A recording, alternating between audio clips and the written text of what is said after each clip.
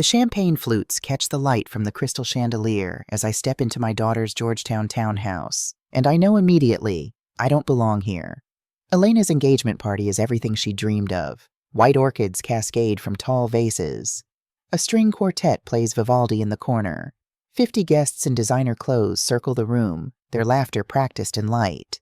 I recognize a few faces from magazines, a congressman's wife, that tech entrepreneur who sold his company, someone who might be a news anchor. I'm wearing a navy dress from Macy's. It's clean, pressed, appropriate. But standing in Elena's marble foyer, clutching my carefully wrapped gift, I suddenly see myself through these strangers' eyes. Small, plain, forgettable. "Mom!" Elena's voice cuts through the music. She's stunning in ivory silk, her dark hair swept up, diamonds at her throat. But her smile doesn't reach her eyes. "You're early." The invitation said 7. I glance at my watch. A Timex, not the Cartier I keep locked away. It's 7:15. Right, of course. She doesn't hug me, doesn't take my coat, just stands there, blocking the entrance to her own party, looking past me like she's hoping no one noticed my arrival. Julian's family is here, and some important people from his firm. I'm sure they're lovely. I extend the small blue box. "I brought you something." Elena takes it mechanically, barely glancing at the Tiffany & Company logo. She doesn't know I had to special order these pearls from the Fifth Avenue store, that they cost more than most people spend on a used car. She thinks I maxed out a credit card. "You shouldn't have spent money you can't afford, Mom." The words sting more than she probably intends, or maybe exactly as much as she intends. A mother likes to give her daughter nice things. I keep my voice steady, though my chest is tightening. Especially for her engagement. "Monique?" A woman's voice, sharp and cultured, slices between us.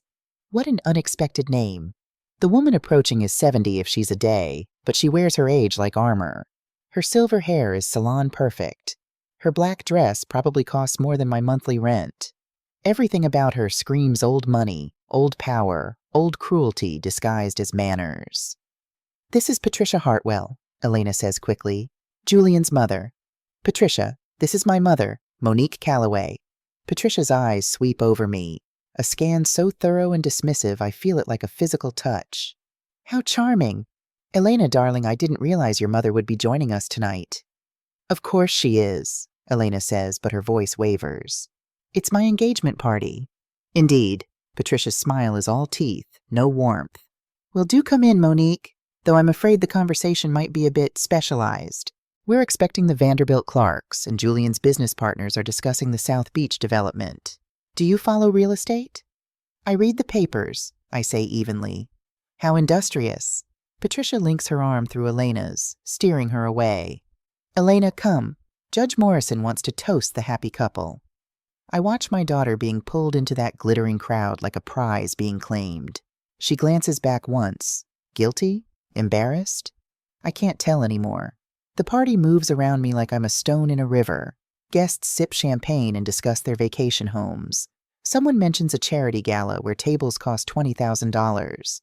A woman in Chanel complains about how hard it is to find good help these days. I drift toward the windows, trying to be invisible. This is my daughter's world now. I should be happy for her. I should be proud. So why do I feel like I'm suffocating? "You must be Elena's mother." I turn to find a man in his mid-30s, handsome in that polished, expensive way that comes from good genes and better tailors. His smile is practiced, like everything else in this room. "I'm Julian Hartwell, your future son-in-law." He extends his hand and I shake it. His grip is firm, confident, just slightly too tight. "Elena's told me so much about you." "Has she?" I doubt that. Elena and I barely talk anymore. Stilted phone calls every other week. Texts that go unanswered for days. "All good things," Julian says smoothly. "She's very grateful for the sacrifices you made to give her a good education." Sacrifices. The word hangs in the air between us, and suddenly I'm back in those years.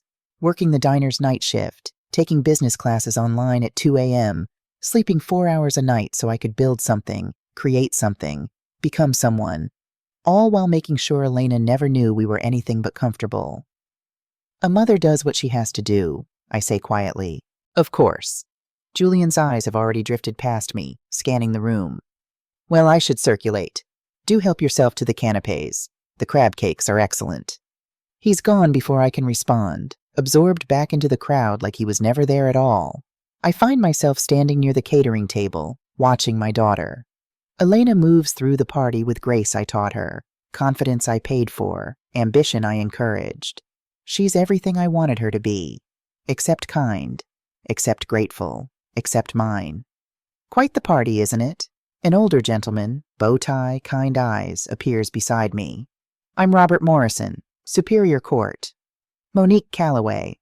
I know, Elena pointed you out. He selects a crab cake, studies it with the same careful attention he probably gives testimony. She's a remarkable young woman. You must be very proud. I am. It's the truth, even if it hurts. Raising a child alone, that takes courage. Real courage, not the kind people talk about at cocktail parties. Judge Morrison meets my eyes, and for the first time tonight, I feel seen. My wife passed when our daughter was young. I know what it costs. Before I can respond, Patricia's voice rings out across the room. Ladies and gentlemen, if I may have your attention. The quartet falls silent. Guests turn, champagne glasses raised. Patricia stands at the center of the room like a queen addressing her court, one arm around Elena, the other around Julian. Thank you all for celebrating this joyous occasion with us. The joining of our two families is truly special. Patricia's gaze finds me in the crowd, holds for just a beat too long. Of course, we must acknowledge that every family has its own, unique story. Elena's path to this moment has been unconventional, shall we say, rising above humble beginnings through sheer determination. My face burns. Around me, guests shift uncomfortably. Some nod sympathetically, at Elena or at Patricia, I can't tell. But that's what makes tonight so meaningful, Patricia continues, her voice dripping with false warmth. Elena has found her place among people who understand the value of excellence, of tradition, of maintaining certain standards. She's worked so hard to get here, and we're honored to welcome her into our family. The applause is polite, scattered. Elena's face is flushed, whether from champagne or shame, I don't know. She doesn't look at me. Judge Morrison leans close. That woman is a shark in designer clothing, always has been. She's not wrong, though, I hear myself say. Elena did have humble beginnings.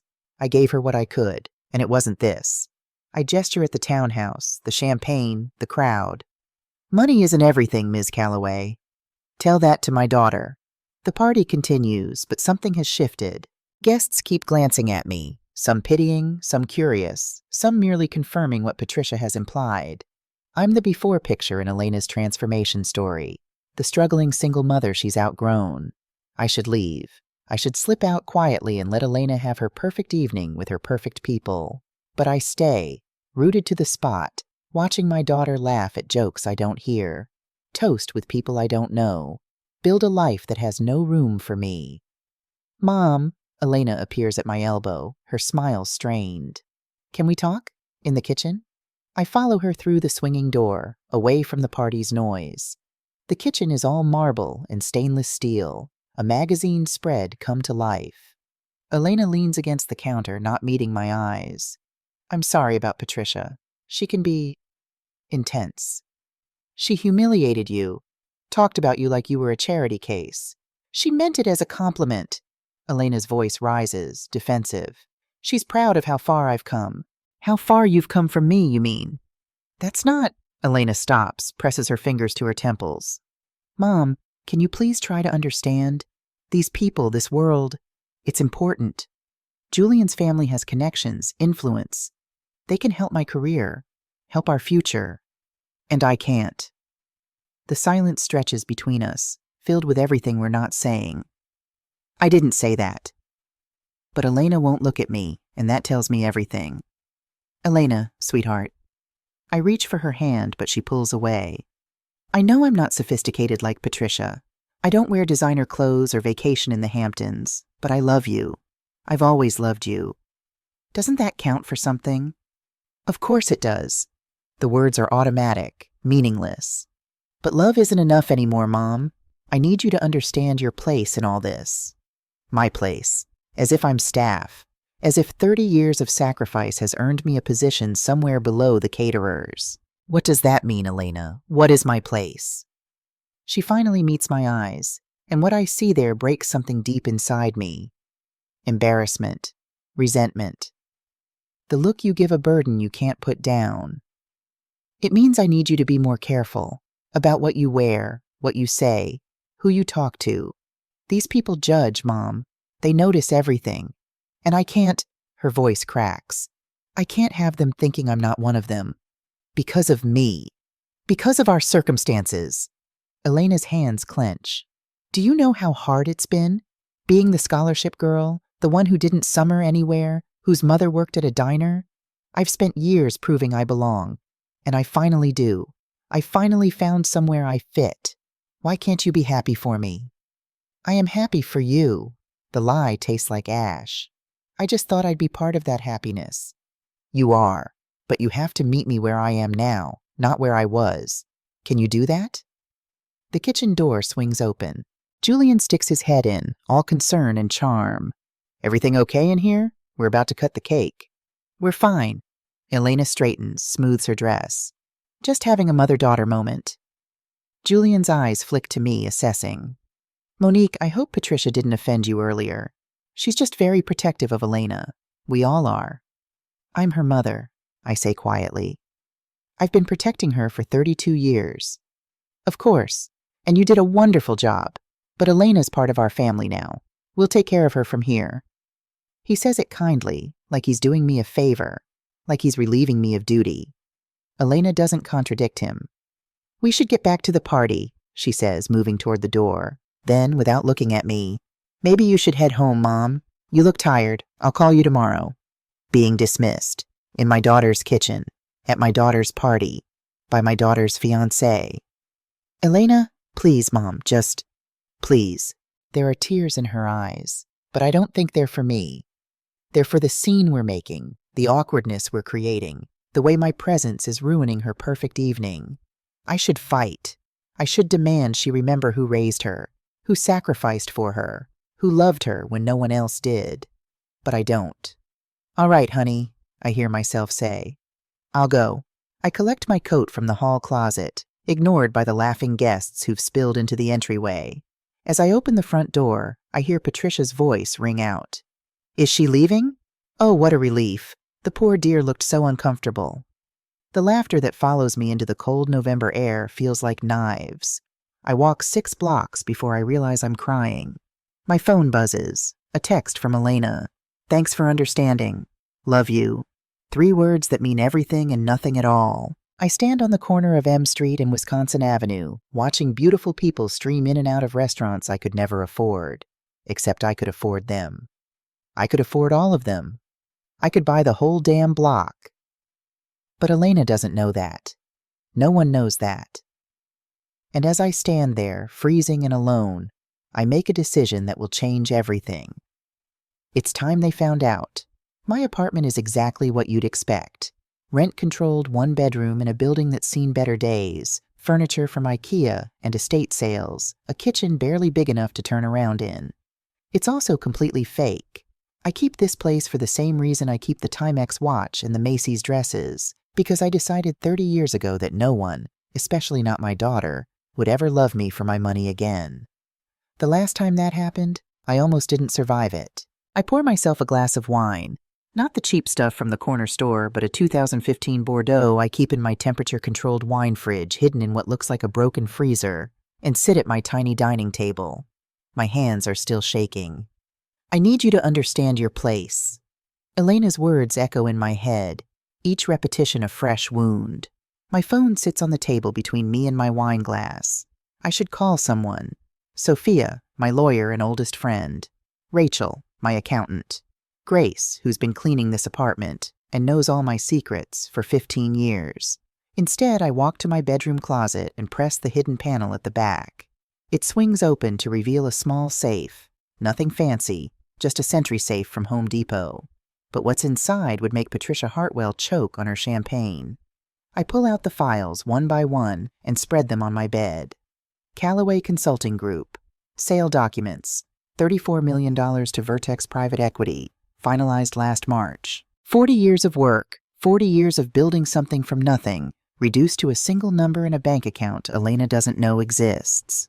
Property deeds, the Manhattan penthouse overlooking Central Park, the Miami beachfront condo, the Paris apartment near the Luxembourg Gardens, the Swiss chalet in Verbier, all purchased under an LLC, all maintained by property managers who've never met me in person. Investment portfolio, managed by Rachel, who's been with me since the beginning.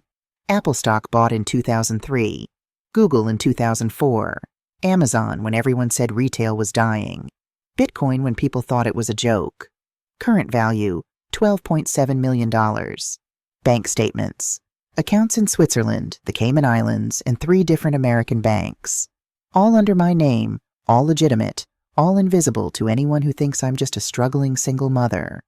I sit among the evidence of my secret life and try to remember when it all began. Richard Hayes. That's when. That's always when. I was 25, fresh out of business school, running a small consulting firm out of a shared office in Boston. I'd inherited $2 million from my grandmother. Not a fortune, but enough to build something. To become something. Richard was handsome, charming, from a family that had lost everything in bad investments. He swept me off my feet with poetry and promises. 3 months later, he proposed. I said yes. 2 weeks before the wedding, I came home early and found him in my apartment with another woman. Not sleeping with her, something worse.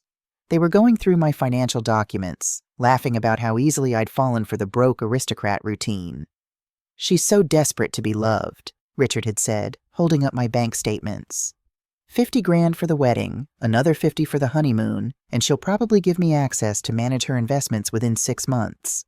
We could live off her for years. I stood in the doorway and felt something inside me turn to ice. I didn't cry, didn't scream, just walked in, called off the wedding, and kicked them both out. Then I spent 3 days in bed, shaking, wondering if anyone would ever love me for who I was, not what I had. 5 years later, I adopted Elena from foster care. She was 3 months old, abandoned at a hospital, no family willing to take her. The caseworker warned me, single mothers, especially working single mothers, usually couldn't handle it. I looked at that tiny, helpless baby and thought, she'll never have to wonder if she's loved for the right reasons. I'll make sure of it. So I created a double life. By day, I was Monique Calloway, hard-working single mom. I lived in this apartment, drove a 12-year-old Honda, worked administrative jobs that mysteriously always paid just enough to keep us comfortable, but not wealthy.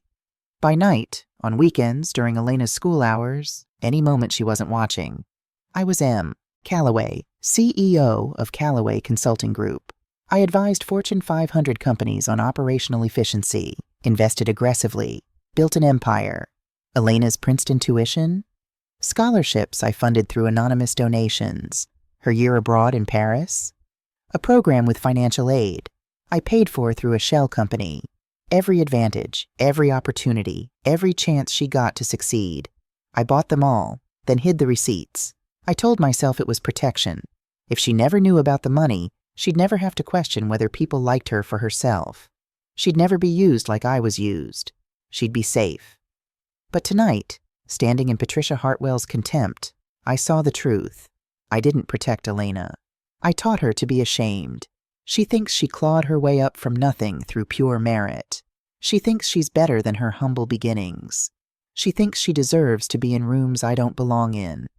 And I taught her all of that by lying to her every single day of her life. My phone buzzes. A text from Elena. I'm sorry tonight was awkward, but I hope you understand. This is really important to me. Important. Her engagement to a man I've never seen her look at with real love. Her entry into a world of people who judge everyone by their bank balance and their last name. I open my laptop, the expensive one I keep hidden under my bed, and pull up my private email. There's a message from Rachel. Just saw the news about the Hartwell Development Group. Thought you should know. Attached is a link to a Wall Street Journal article from 2 days ago. Major real estate developer faces multiple lawsuits over failed projects. I skim the article, my business mind processing information even as my heart is breaking. Hartwell Development Group has been sued by contractors, investors, and property buyers. Julian Hartwell personally is named in 3 lawsuits. The company is hemorrhaging money. Another email from Rachel. Want me to dig deeper? I type back. Yes, everything. And I want it yesterday. Then I call Sophia. She answers on the first ring. I've been waiting for your call since 8 p.m. What happened? I tell her everything. The party, Patricia, Elena's words, the dismissal. By the time I finish, I'm crying again. Deep, ugly sobs I've been holding back for hours. Oh, Moni. Sophia's voice is soft with sympathy. I'm so sorry. I made a mistake, Soph. A terrible mistake. I thought I was protecting her, but I was just making her into someone who could hurt me like this. You were trying to protect her from what Richard did to you. That's not wrong. But look where it led. I'm standing now, pacing my tiny bedroom, stepping over financial documents that represent everything I've hidden. She's ashamed of me. She thinks I'm poor and pathetic and not good enough for her new life. And I let her think that. So tell her the truth. And prove Richard right? That money changes everything? That I can't trust anyone, even my own daughter, to love me without it? I sink onto the bed, exhausted. I don't know if I can survive that confirmation. Sophia is quiet for a long moment. Then, what do you want to do? I look at the documents scattered across my bed. 30 years of secrets. 30 years of sacrifice. 30 years of loving someone who just asked me to know my place. I want to leave, I hear myself say. I want to disappear and let Elena have her perfect life with her perfect people. And I want to stop being someone I'm not. Where will you go? Switzerland. The chalet in Verbier. No one knows about it. I can think there. Figure out what comes next. For how long? I don't know. As long as it takes. I pause, and then the darkness in me, the part that's been growing all evening, speaks. But first, I want to know exactly who my daughter is marrying. And I want to make sure that if he hurts her, there are consequences. Moni, I'm not going to interfere, Soph. I'm just going to watch. Document. And if when this all falls apart, Elena will know that her pathetic mother saw it coming. That sounds like revenge. No. I gather up the documents, starting to file them back in order. Revenge would be exposing everything now. Revenge would be showing up at that wedding with my real bank balance and grinding Patricia Hartwell into dust. This is just insurance. Insurance against what? Against losing my daughter forever. My voice breaks. Because Sophia, if I don't do something, if I just accept this dismissal and fade away, she'll never look for me. She'll never question it. She'll just be relieved. You don't know that. Yes, I do. You didn't see her face tonight. She's already gone. The private jet touches down in Zurich at dawn. I haven't slept. Spent the 6-hour flight staring at my laptop screen, reading everything I could find about the Hartwell family. The chalet in Verbier is exactly as I left it 3 years ago. Pristine, isolated, with floor-to-ceiling windows that frame the Swiss Alps like a painting. It's the kind of place Elena dreamed about when she was young, back when we'd watch travel shows together and she'd say, "Someday, Mom, someday we'll go to places like that." I never told her I already owned one. I pour myself coffee from the Italian espresso machine and stand at the window, watching the sun paint the mountains gold. My phone buzzes. It's 2 a.m. in D.C., but Sophia doesn't sleep much either. Sophia, preliminary report is in. Calling you in 5. When she calls, I'm ready with my notepad, the one I use for business. Not the emotional mess from last night, but M. Calloway, CEO, the woman who built an empire by seeing problems before they became disasters. Tell me, I say without preamble. It's worse than we thought. Papers rustle on Sophia's end. James Porter worked fast. He's got sources at 3 different banks, plus a contact at the D.C. Superior Court. And Hartwell Development Group is 30 days from bankruptcy. They owe $4.2 million to contractors alone. The lawsuits aren't even the worst part. Those are just the people willing to go public.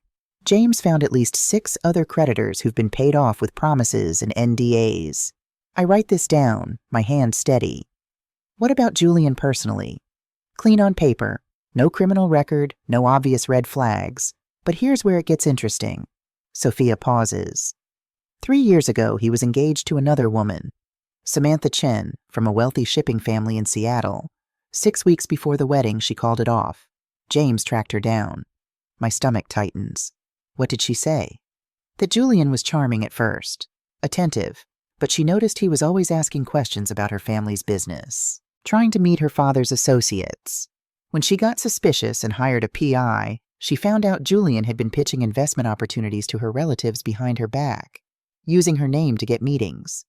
He was using her for access. Exactly. And when she confronted him, he didn't deny it.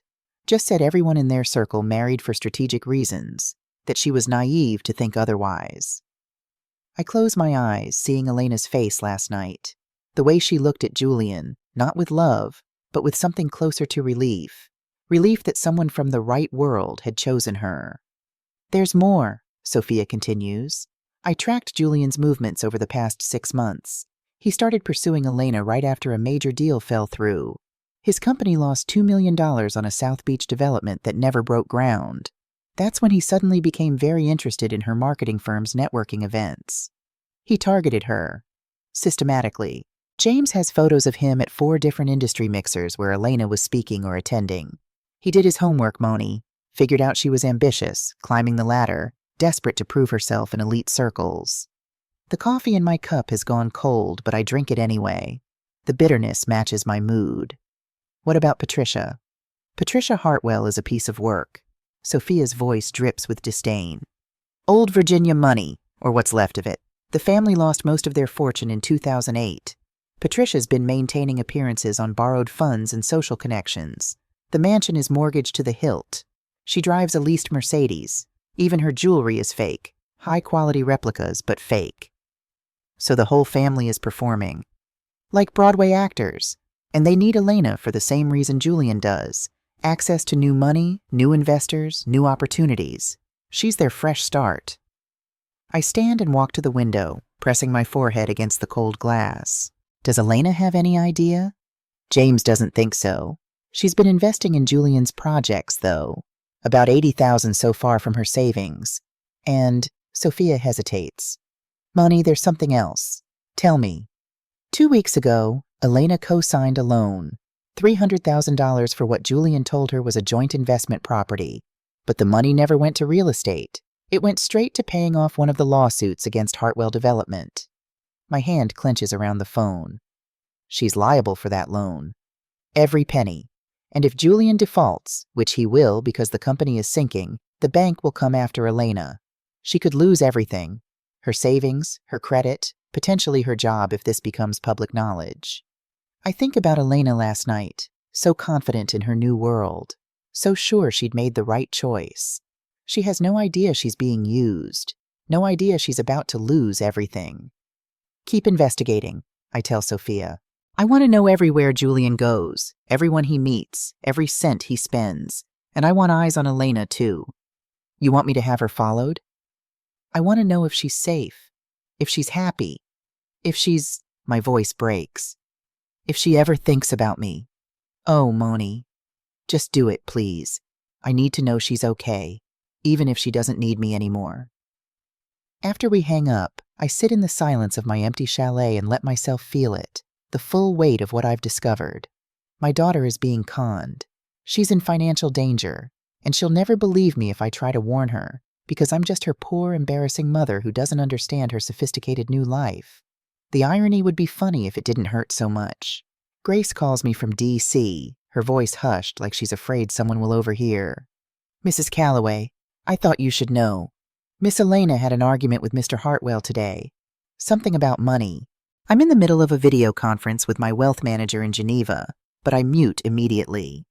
What happened? I was cleaning the upstairs when I heard them. Mr. Hartwell asked Miss Elena to transfer $50,000 to his business account. Said it was for wedding expenses, but when she asked to see the invoices, he got angry. Said she didn't trust him. What did Elena say? She transferred the money. Grace sounds disappointed. But she was crying afterward. I found her in the bathroom and she asked me... Grace pauses. She asked me if I thought her mother was doing okay. My breath catches. What did you tell her? I said I hadn't heard from you since the party, that you probably needed space. Was I wrong to say that? No. I clear my throat, fighting back tears. You told her the truth. After Grace hangs up, I call Sophia again. I need James to track that $50,000 Elena just gave Julian. Every dollar. On it. But Moni, there's something you need to see. She emails me a video file. I open it on my laptop and my heart sinks. It's security footage from a restaurant in Georgetown. Julian is sitting in a corner booth with a blonde woman in her late 20s. They're not having a business dinner. They're holding hands across the table, laughing intimately. When the woman leans in to kiss him, Julian doesn't pull away. The timestamp is from 3 days ago, 2 weeks after his engagement to Elena. Who is she? I ask when I call Sophia back. Taylor Morrison. She works at Patricia's country club. James says they've been seeing each other for at least 6 months. The affair started before Julian even met Elena. Does Elena know? No indication she does. James says Julian's been very careful, only meets Taylor when Elena's at work or traveling. I watch the video again, feeling my anger build. It's one thing to use someone for money. It's another to humiliate them while doing it. Keep the evidence coming, I tell Sophia. I want everything documented, and I want to know the moment anything else happens. James Porter's daily reports become my routine. Every morning at 6 a.m. Swiss time, a new email arrives with photos, bank records, and observations. Day 15. Julian met with 3 investors at the Capitol Grill, pitched a guaranteed return Florida development that doesn't exist, used Elena's name to establish credibility, told them she's bringing her marketing firm's client base into the deal. Day 17. Wedding florist called Elena's office 6 times, bills unpaid, threatening to cancel. Elena covered it with her personal credit card, $12,000. Day 19. Patricia hosting investor dinner at the mansion. Caterer arrived with groceries. Elena had prepaid. Guests included 3 of Julian's creditors. Overheard Patricia telling them, the future daughter-in-law is quite well connected. Day 21. Elena had lunch with David Walsh, her colleague. He appeared to be warning her about something. She left visibly upset. That last one catches my attention. I remember David from a company holiday party 2 years ago. Kind eyes, genuine smile, the type of man who actually asks how you are and waits for the real answer. I call Sophia. Can James find out what David Walsh said to Elena? 2 days later, I have my answer. David had run his own background check on Julian after hearing office gossip. He showed Elena what he found. The lawsuits, the failed developments, the mounting debt. He begged her to reconsider the wedding. Elena's response, according to a source who was nearby, "You don't understand. Julian's family is going through a temporary setback. That's what families do in their circle. They help each other through difficult times. I'm not going to abandon him when he needs me." The loyal daughter, standing by her man, using the exact logic I taught her about family loyalty, except she's giving it to a con artist instead of her own mother. I'm reviewing contracts in my study when Sophia calls, her voice urgent. James found something. It's bad, Moni. How bad? Julian isn't just in debt to banks and contractors. He borrowed $500,000 from a loan shark named Viktor Kozlov. Former Russian mob connections, now legitimate, but still dangerous. The money was due 3 weeks ago. My blood runs cold. What happens if Julian doesn't pay? Nothing good. James says Kozlov's people have already made contact. Subtle threats, intimidation. But here's the nightmare. Julian put up collateral. What collateral? The man has nothing. Elena's townhouse. He forged her signature on the deed transfer. If he can't pay by the wedding date, Kozlov takes the property. And if Elena objects, well... Sophia doesn't finish the sentence. I'm on my feet, pacing. She's in actual danger. Physical danger, yes. Financial danger, absolutely. And she has no idea any of this is happening. I need to tell her. She won't believe you, Sophia says gently. You know she won't. She'll think you're trying to sabotage her engagement because you're hurt. Patricia will spin it that way. So I'm supposed to just watch my daughter walk into a trap? No, but a direct warning won't work. We need to create a situation where she discovers the truth herself. I sink into my chair, mind racing. Sophia's right. If I show up now with accusations and evidence, Elena will see it as her poor, jealous mother trying to ruin her happiness. Patricia will paint me as unstable. Julian will play the victim. But if Elena discovers it on her own terms, in a way she can't deny. I need to come back to D.C., I say, quietly, under the radar. What are you planning? I'm going to attend that wedding, Sophia, not as the embarrassing mother in a Macy's dress, as myself, the real me, and I'm going to make sure Elena has all the information she needs to make an informed choice. That sounds suspiciously like revenge. No, I say firmly. Revenge would be exposing Julian publicly and humiliating Elena in the process. This is something else. This is a mother making sure her daughter sees the cliff before she jumps off it. And if she jumps anyway? Then at least I'll be there to catch her. The Hay Adams Hotel is 4 blocks from Elena's townhouse, 5 blocks from Patricia's mansion, and a world away from my shabby apartment. I check in under my maiden name, Monique Barrett, and ask for the presidential suite.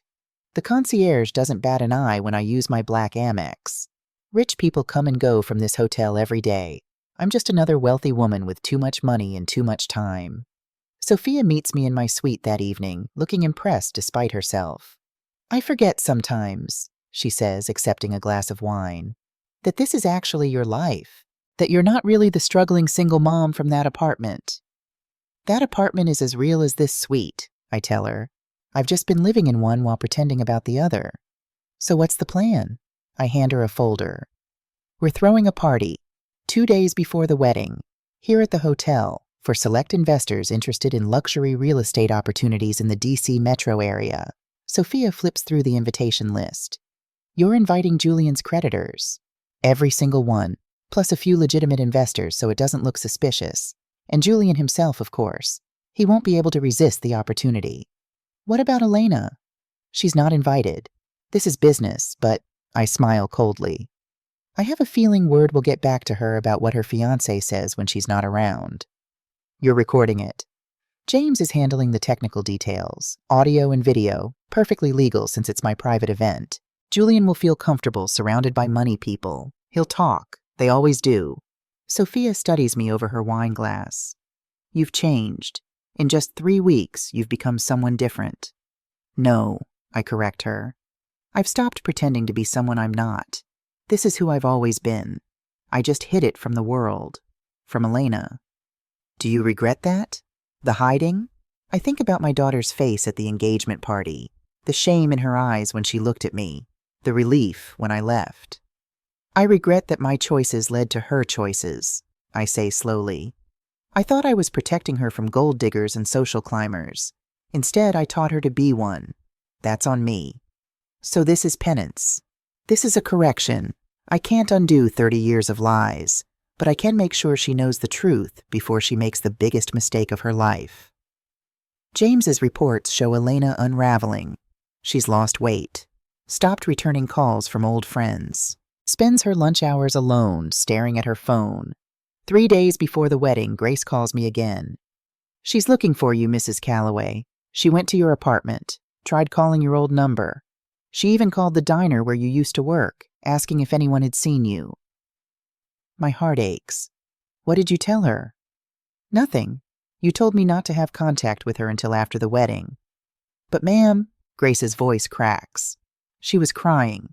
Real crying, the kind you can't fake. She kept saying I need to talk to my mom. I close my eyes, gripping the phone. Every instinct screams at me to call her, to run to her, to be the mother she suddenly wants. But Sophia's voice echoes in my head. If you show up now, she won't listen. She needs to hit bottom first. Stay the course, Grace, I tell her, hating myself. Just a few more days. That night I write a letter I won't send. Not yet. Dear Elena, I want you to know that even when you couldn't see me, I was watching. Even when you pushed me away, I was protecting you. Not because you deserved it. You didn't. Not after how you treated me. But because that's what mothers do. We love even when it costs us everything. When you read this, you'll know the truth about Julian, about his family, about the danger you're in. You'll also know the truth about me, who I really am, what I really built, how much I hid from you. I hope you'll understand why I did it. I hope you'll forgive me someday. But even if you don't, I need you to know this. You were worth every sacrifice, every secret, every lonely year of living a double life. You were always worth it. Love, Mom. I seal the letter in an envelope and give it to Sophia. If something happens to me before the wedding, Nothing's going to happen to you. If it does, make sure Elena gets this, and make sure she knows that everything I did for love. Sophia takes the envelope, her eyes wet. When did you become so dramatic? When my daughter told me to know my place. I turned back to the window, looking out at the city lights. Now I'm showing her exactly where that place is. The investor event at the Hay Adams is elegant, understated, and perfectly calculated. 40 people mill around the ballroom, drinking expensive wine and discussing market trends. Julian arrives exactly on time, Patricia on his arm. I watch from the mezzanine level, hidden behind a decorative screen. James has cameras positioned at every angle. Within an hour, Julian is holding court near the bar, pitching his exclusive opportunity to 3 men who are actually his biggest creditors. The wedding is just the beginning, Julian says, his voice carrying in the acoustically perfect space. Elena's network is gold. Her marketing firm handles 5 Fortune 500 companies. Once we're married, I'll have access to every CEO, every investor, every decision-maker she's been cultivating. One of the men laughs. Sounds like you're marrying a Rolodex, not a woman. In this world, what's the difference? Julian grins. Look, she's sweet. A little naive, a little desperate to fit in. Perfect, really. She'll do whatever I tell her because she's so grateful I chose her despite her. He waves his hand dismissively. Background. My fingernails dig into my palms. Every word is recorded. Every casual cruelty preserved forever. What about the mother? Someone asks. I heard she made a scene at the engagement party. Oh, that, Julian laughs. That's been handled. Elena barely speaks to her now. Apparently the old woman couldn't accept that her daughter outgrew her. It's sad, really, but convenient.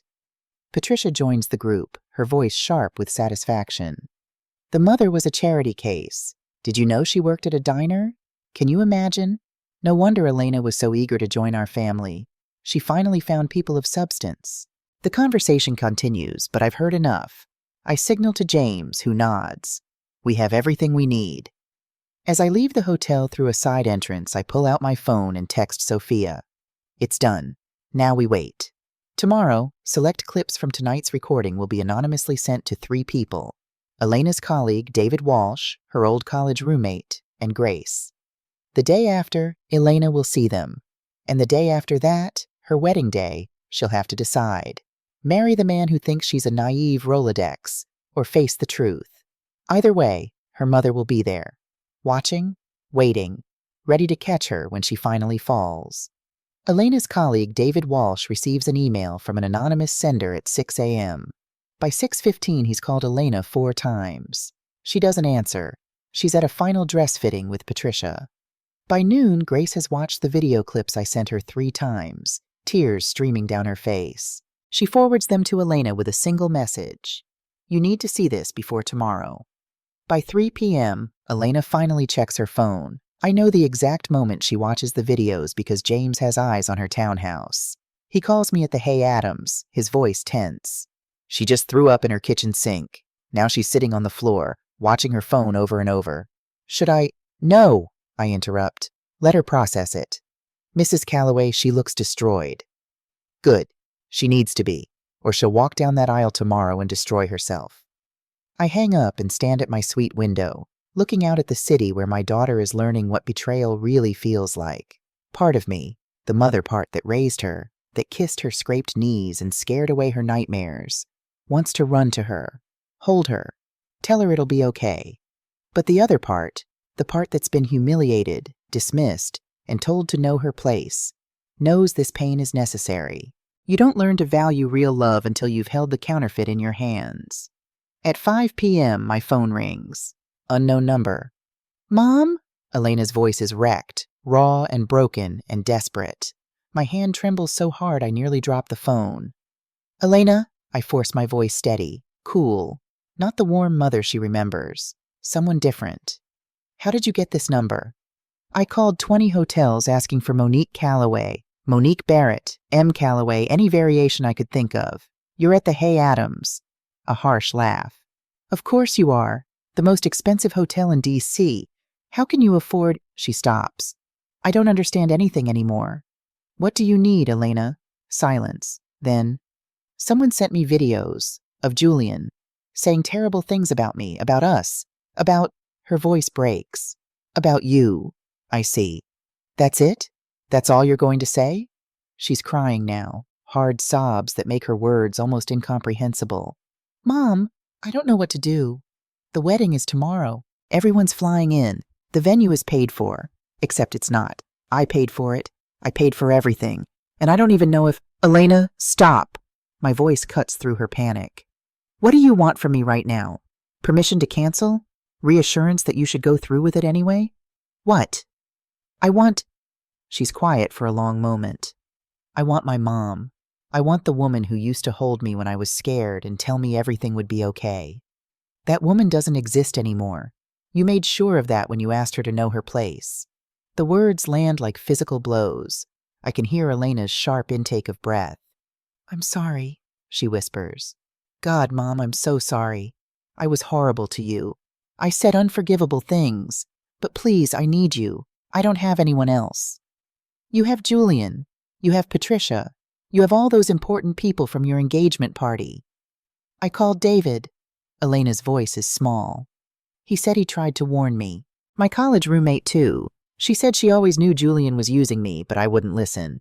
And Grace, she just kept saying, I'm sorry, Miss Elena. I'm so sorry.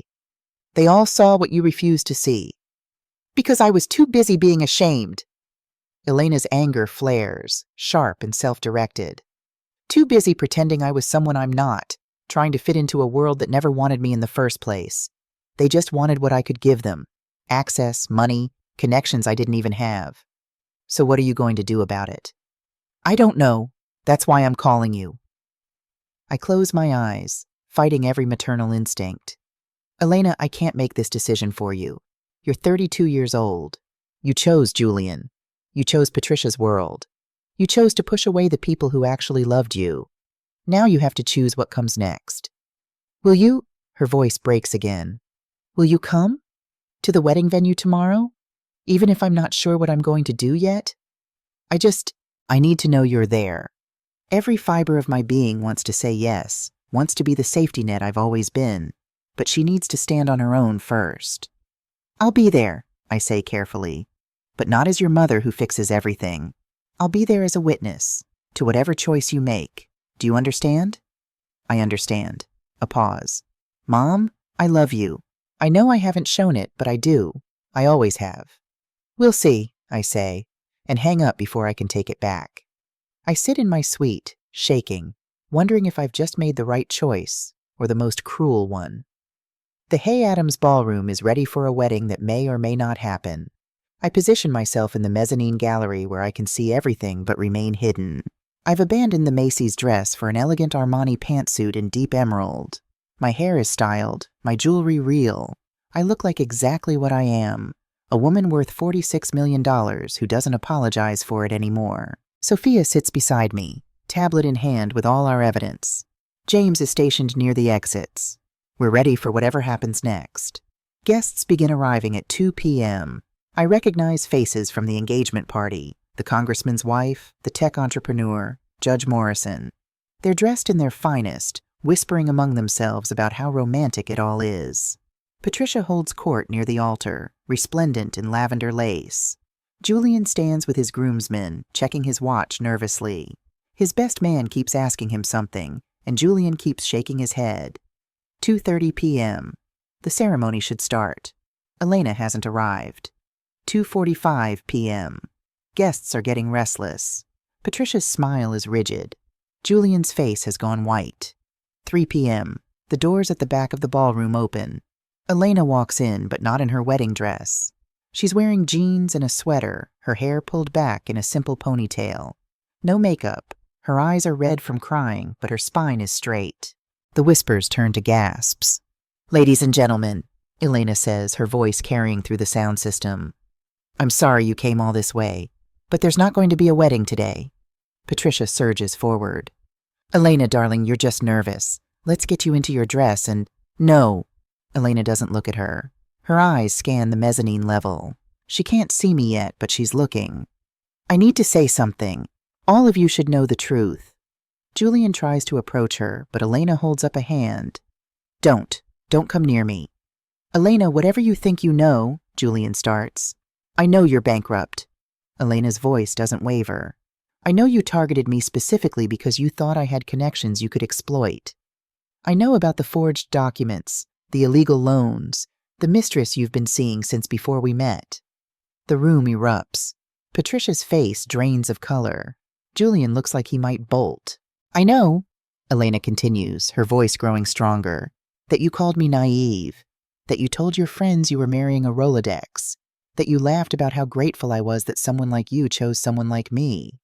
Judge Morrison stands up. Elena, do you have proof of these allegations? I do, Your Honor. Video, audio, financial documents, all of it will be provided to the appropriate authorities. Elena finally looks at Patricia. You knew. You helped him.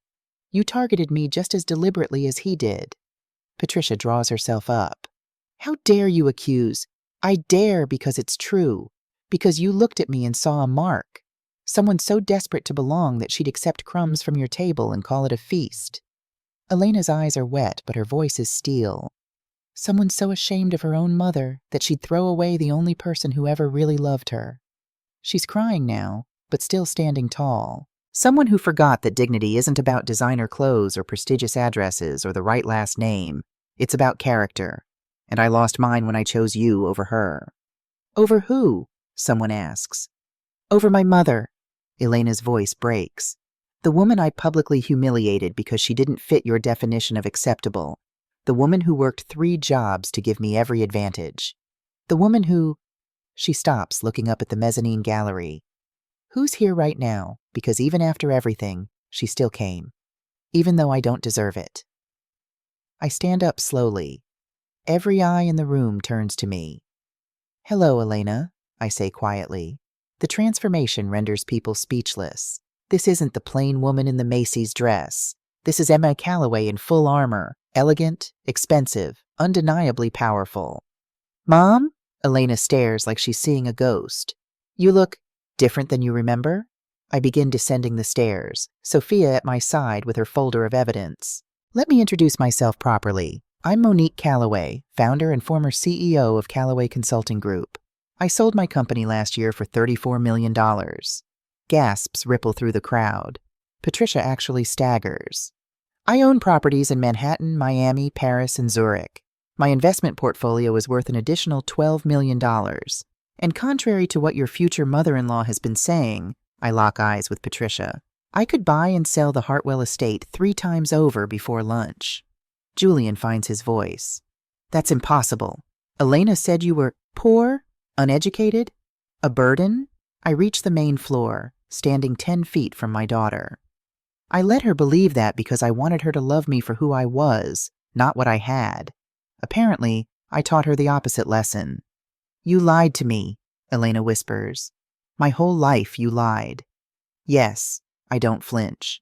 Because when I was 25, a man pretended to love me for who I was. 2 weeks before our wedding, I discovered he was only after my inheritance. It broke something in me. So when I adopted you, I decided no one, not even you, would ever know about my money until I was sure you loved me for the right reasons. And did I? Elena's voice is barely audible. Did I pass your test? The question hangs in the air between us, sharp and terrible.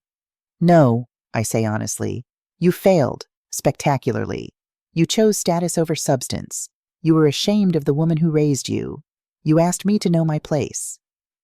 Elena flinches like I've struck her. But here's what I learned watching you these past weeks, I continue. I failed too. By hiding who I really was, I taught you that honesty was weakness, that showing your real self meant being vulnerable to rejection. I made you ashamed of struggle because I pretended it was all we had. That's on me. So we're both guilty, Elena says. We're both human. I hold out the envelope I've been carrying. These are all the documents proving Julian's fraud. Bank records, forged signatures, recordings from the investor event. It's enough to press charges if you want. Or you can walk away and rebuild. Your choice. Elena takes the envelope with shaking hands. What about us? Is there a choice there? That depends. I look at my daughter. Really look at her. I see the scared little girl I adopted.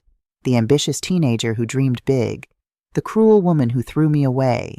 And something new. a person trying to figure out who she really is. Can you love me without the money? Because that's where we have to start. Real love, not performance, not obligation, not gratitude, just truth. I don't know, Elena admits. I don't know who I am anymore. I don't know what's real. Then figure it out. I turn to leave. When you do, if you still want a relationship with me, we'll start over. From scratch. No lies, no pretending, no shortcuts. We'll see if there's anything worth saving. Mom, wait! I stop but don't turn around.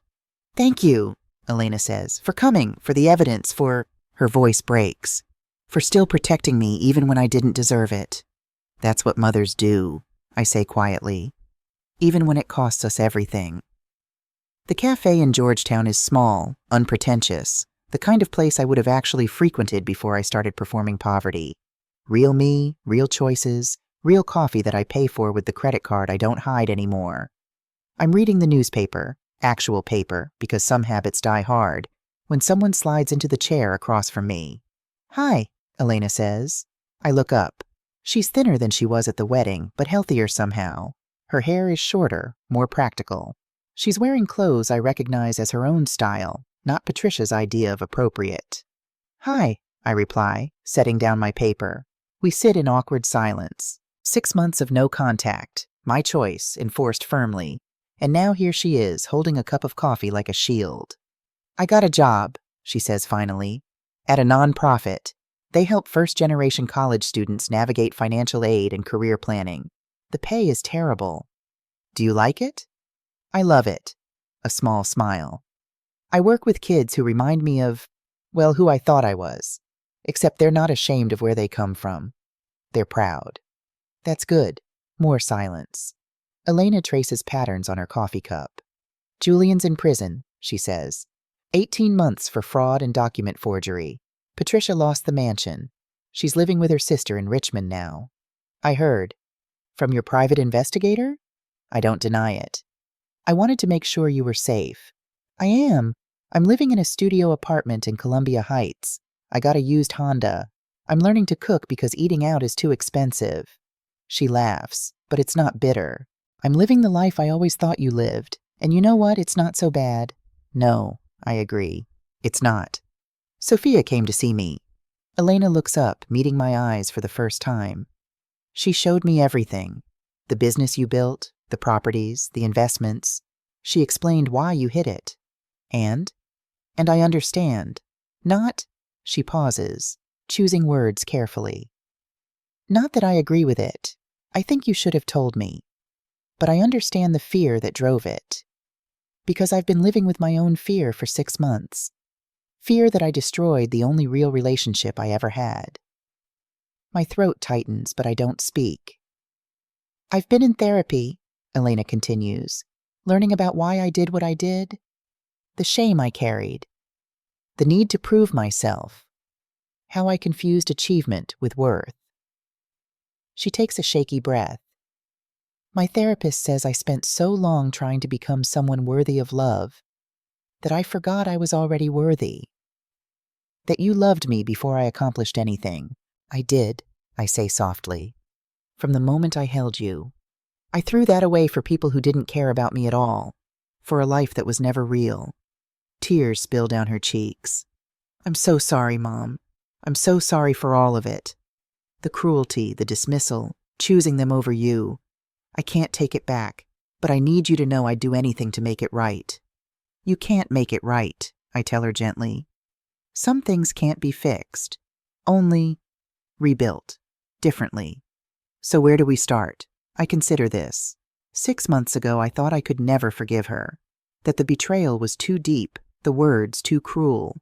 But watching her now, vulnerable, honest, changed, I realize something.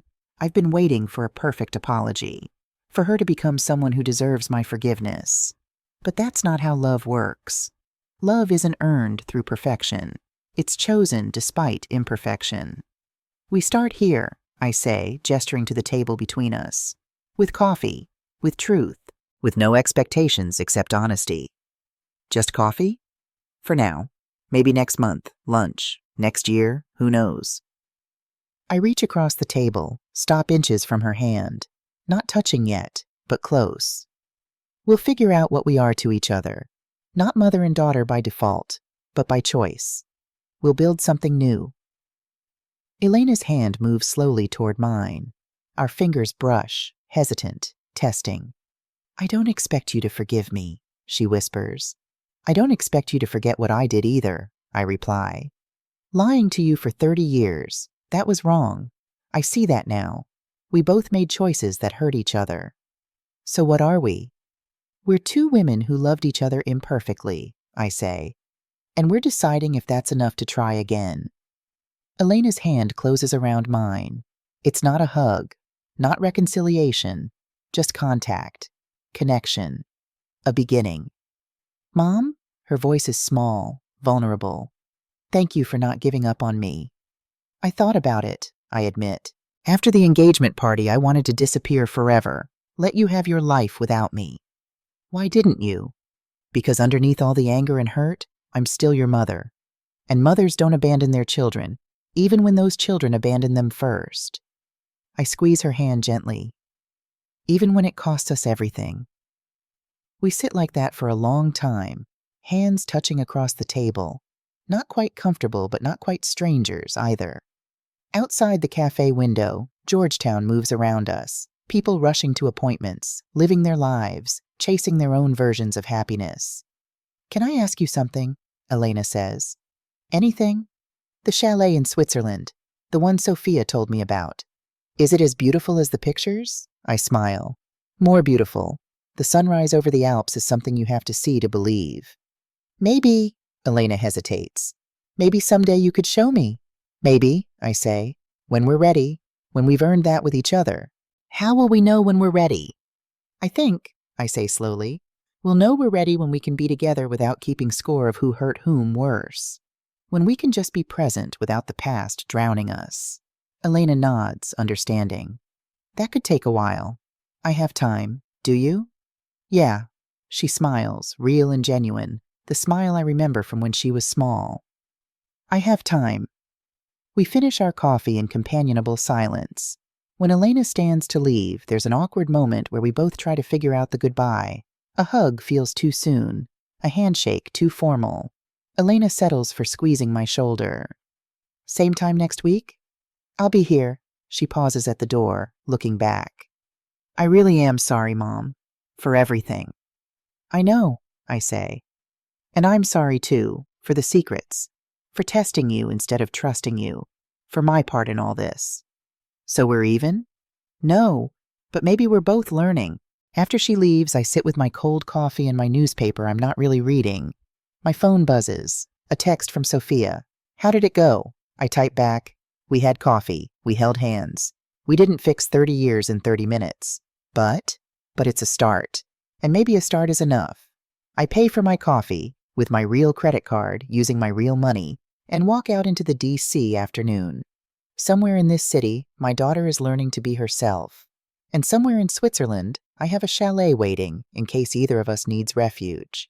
But for now, we're both right here, in the messy middle. Not broken anymore, but not healed either. Just two women learning that love doesn't mean never hurting each other. It means choosing to stay even after the hurt. Choosing to rebuild. Choosing to believe that something scarred can still be beautiful. I don't know if Elena and I will ever be what we were. The innocence is gone. The blind trust is ashes. But maybe what we're becoming is better. Love based on truth, not performance. Connection earned through honesty, not obligation. As I walk home, to my real home, the penthouse I've finally moved into, I think about the mother I was and the woman I'm becoming. Neither one is perfect, but both are real. And after 40 years of hiding, real is enough.